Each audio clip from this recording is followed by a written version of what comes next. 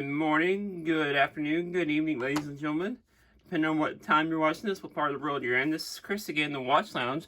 Come back to you with another video. Today's video is, as the title mentions, or as the title states, this is an unboxing video.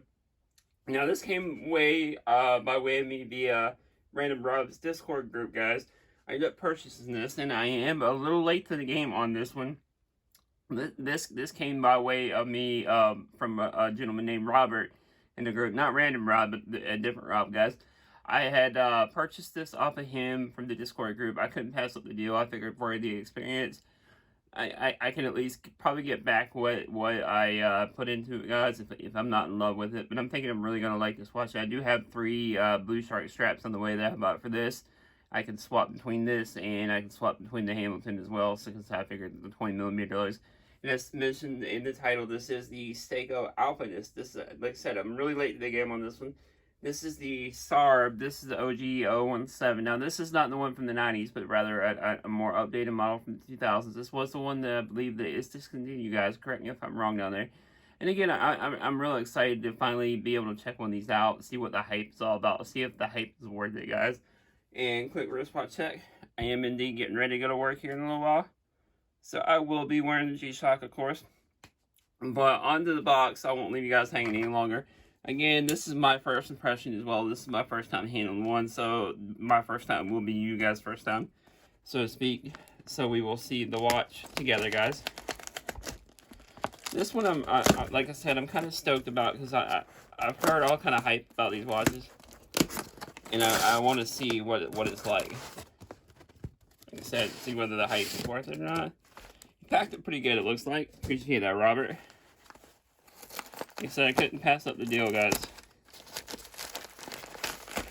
Sorry, there's some package in here.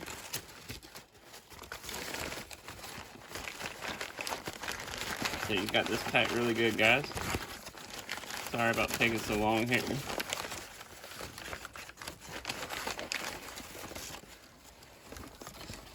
Got a nice little note there. Appreciate that, Robert. His name is Tuna on there. On the group, guys. Appreciate that, Rob. Here is the OG, the leather strap, which I've heard is not really that great, so I'm glad he put it on something different. This is the leather strap that comes with it, though, so it does come all original, guys. Here's the tags, the paperwork, which is really nice. Of course, this is the older box, which, I mean, the boxes, I can really care less about as the watch I care about.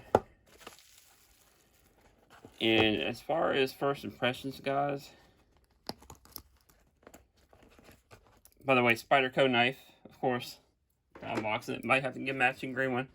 As far as first impressions, guys and gals, I really do dig this. This green is like a different green, like almost like a sunburst style green.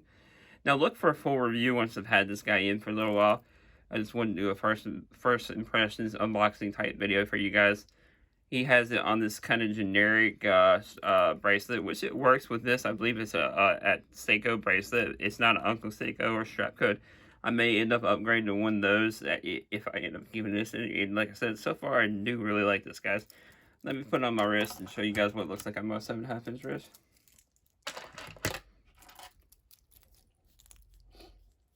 Sorry, guys, I'm still just getting over a cold that time of year.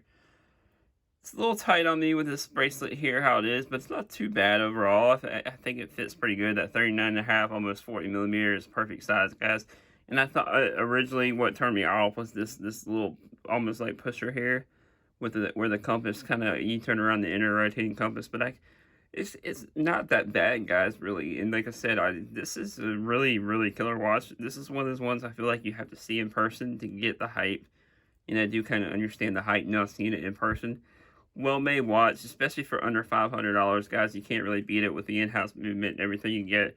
Like I said, I'm not going to do a full review. I'll do a full long-term review here, probably, well, not long-term, but I'll do a full review here in a couple weeks once I can gather my thoughts on it. Like I said, right now, just kind of honeymoony with it. But anyways, guys, let me know what you think down in the comments. Like, subscribe. If you haven't already, please hit that notification bell. As I do come out with videos pretty much almost every day, guys, on the regular, and live streams and topic videos and everything else. And I will see you guys in the next one. All right, peace.